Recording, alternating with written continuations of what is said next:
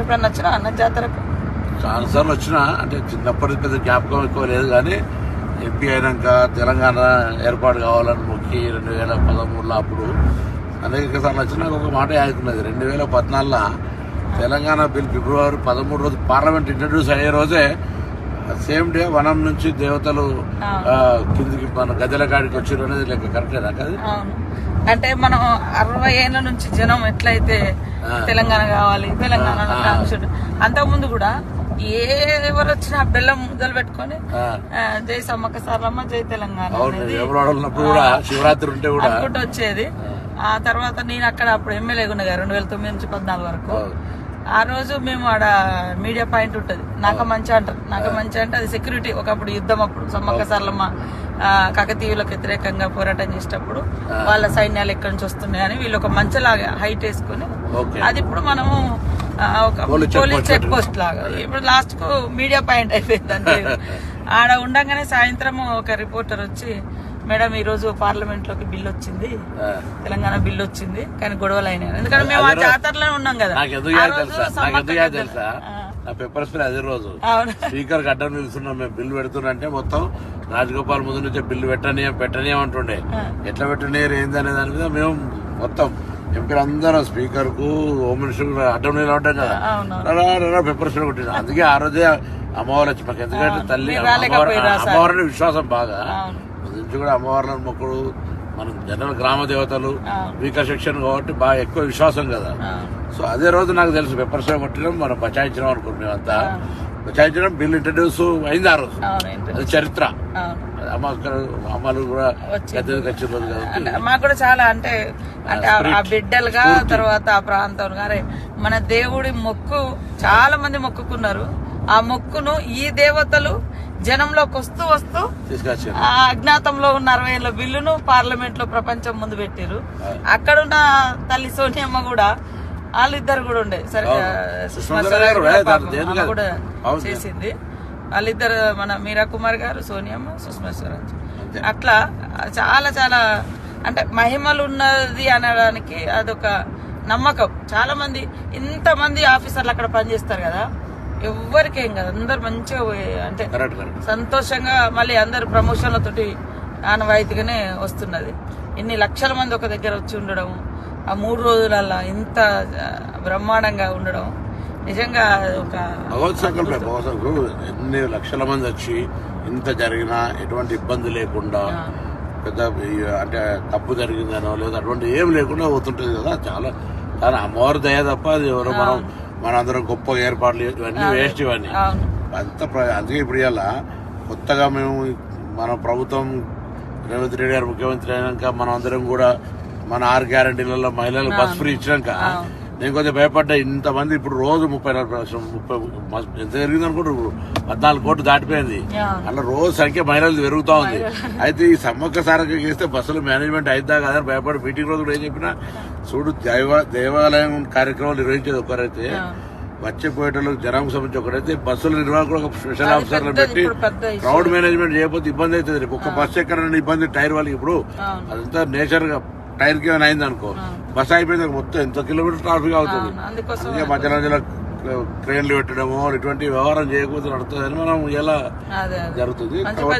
మీరైతే ఫస్ట్ మీ శాఖ నుంచి మహిళలకు బస్ ఫ్రీయే కాకుండా ఇప్పుడు జాతరకు కూడా నాకు డౌట్ ఉండే, అసలు మరి ఇస్తారా ఇయ్యరా ఎందుకంటే క్రౌడ్ ఎక్కువ ఉంటది, మేనేజ్ చేయడం కూడా కష్టమే. బస్సులు కూడా మనకు సరేరా అంత గతంలో చూస్తే ఆ బస్సులను పట్టించుకునేది లేదు, రిపేర్లు లేవు, అన్ని ఆగమాగా ఉన్నాయి.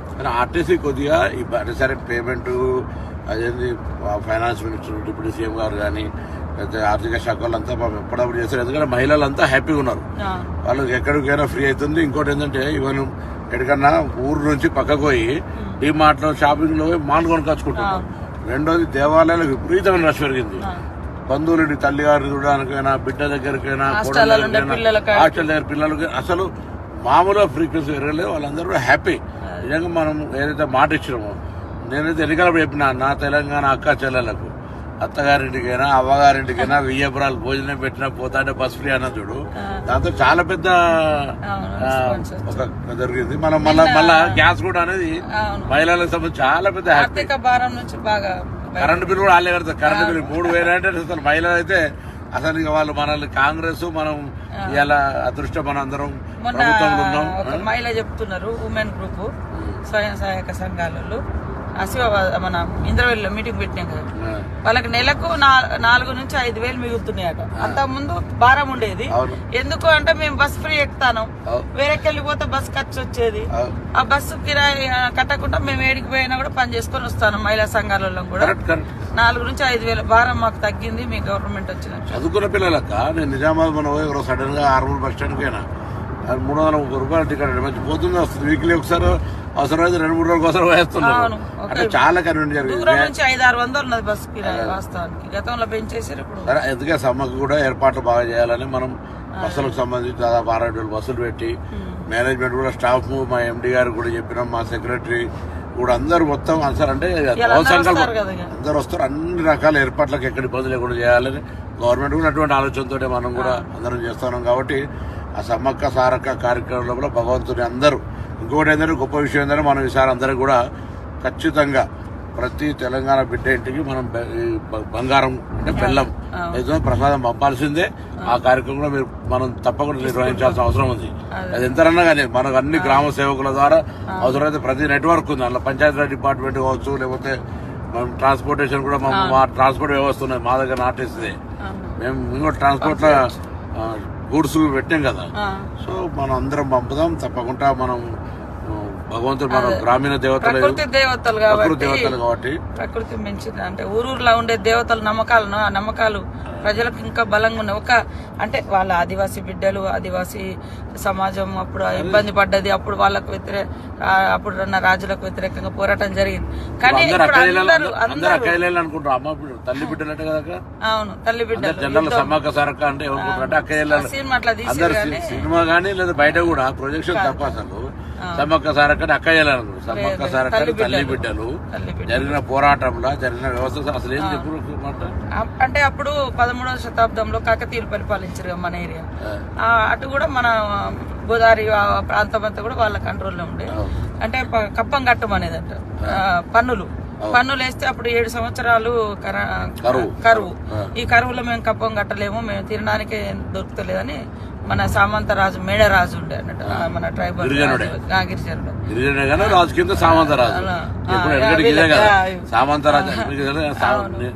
సామంతరాజులు జమీందారులు జాగీర్దారులు 1947 స్వతంత్రం రాకముందు అంతా కూడా వాళ్ళది ఉండే రాజ్యం.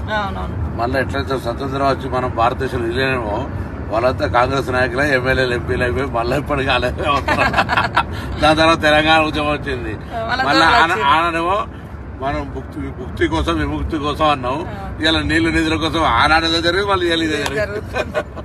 ఆయన ఇబ్బంది పెడితే మేము కట్టలేమంటే కాకతీయులు యుద్ధం ప్రకటించారు. వీళ్ళ దగ్గరేమో మంచి ఆధునికమైనటువంటి ఆయుధాలు, ఆధునిక ఆయుధాలు.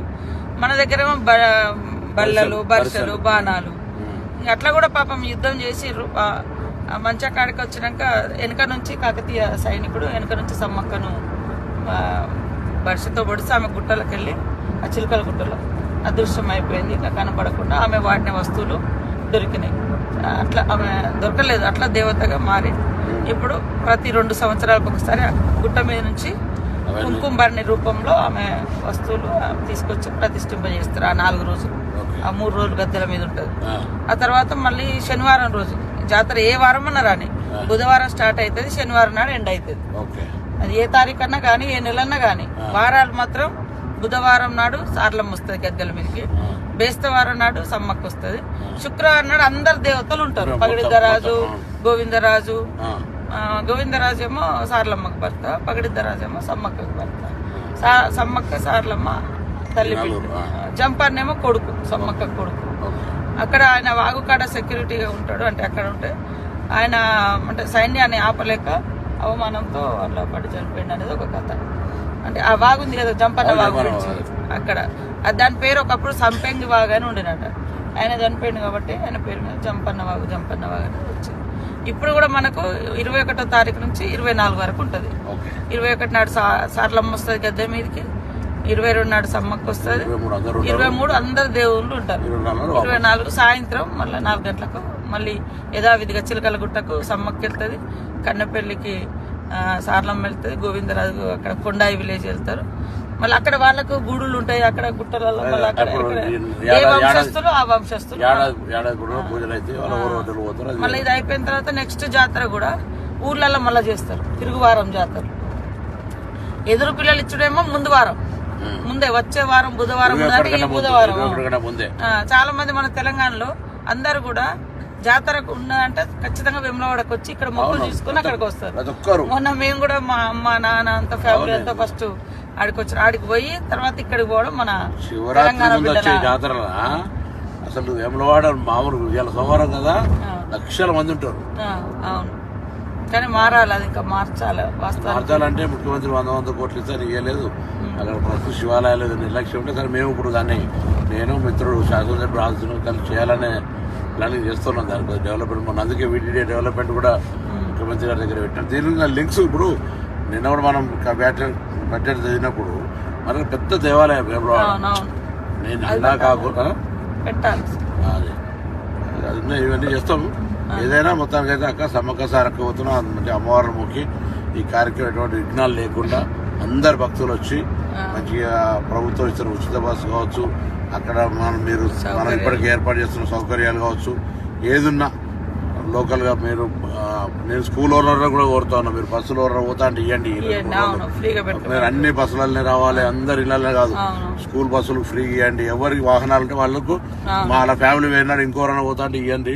అందరూ మొత్తం ప్రజా రవాణా మీద ఆధారపడితే కూడా ఇబ్బంది అవుతుంది. 2 సంవత్సరాలకు ఒకసారి వస్తుంది కాబట్టి అందరూ కూడా అన్ని రకాలుగా ఎవరు ఇప్పుడు భక్తుడికి దేవునికి ఎట్లా సాయం చేయాలనుకో అట్లా సాయం చేయాలి. కొందరు ఉండేళ్ళు వేస్తారు, కొందరు 4 అన్నదానం పెట్టి కార్యక్రమం, అట్లా అందరు స్వచ్ఛంద సంఘాలు కూడా రాష్ట్ర వ్యాప్తంగా ప్రజలకు వచ్చి అన్ని సౌకర్యాలు ఏమని కూడా పోతుంది. నీళ్ళు ఇచ్చడం, నీళ్ళ సప్లయర్లు కావచ్చు, భోజనం వాళ్ళు కావచ్చు, లేదా ఇతర స్నాక్స్ ప్రిపేర్ చేసే చాలా మంది ఇప్పుడు అటువంటి ఎవ్వరికి వాళ్ళు వచ్చి సాయం చేయమని కూడా మనం అందరం కూడా ప్రభుత్వం తరఫున కూడా కోరుతాను. ఈ సమ్మక్క సారక్క అనేది రాష్ట్ర ప్రభుత్వ కార్యక్రమం, జాతీయ స్థాయిలో కూడా గుర్తించాలని చెప్తాను. ఇప్పుడు మాట్లాడతారు నేషనల్ ఫెస్టివల్ చేయమంటే అది కూడా చేయాలి. ఇలా ఇవన్నీ ఉన్నాయి, ఇవన్నిటికి సంబంధించి తప్పకుండా మనం మళ్ళీ ఇప్పుడు 4-5 రాష్ట్రాల వాళ్ళు వస్తారు, ఛత్తీస్గఢ్, మధ్యప్రదేశ్, ఒరిస్సా, మహారాష్ట్ర, ఏదో వేములవాడ ఇక్కడికి మహారాష్ట్ర చాలా మంది వస్తారు సమ్మక్క సారక్క. సో అందరి పండుగ ఇది, అందరు కూడా దీనికి సహకరించి ఈ కార్యక్రమం విజయవంతం కావాలని చెప్పి మళ్ళీ వరంగల్ జిల్లా ఉమ్మడి జిల్లానే కదా కాబట్టి మళ్ళీ ఒకసారి అందరం కుటుంబ పరంగా కూడా వస్తాం. అందరికి స్వాగతం. సమ్మక్క సారక్క అందరికీ విజయవంతంగా భగవంతుని అమ్మవారి ఆశీర్వచనం ఉండాలని కోరుకుంటున్నాం.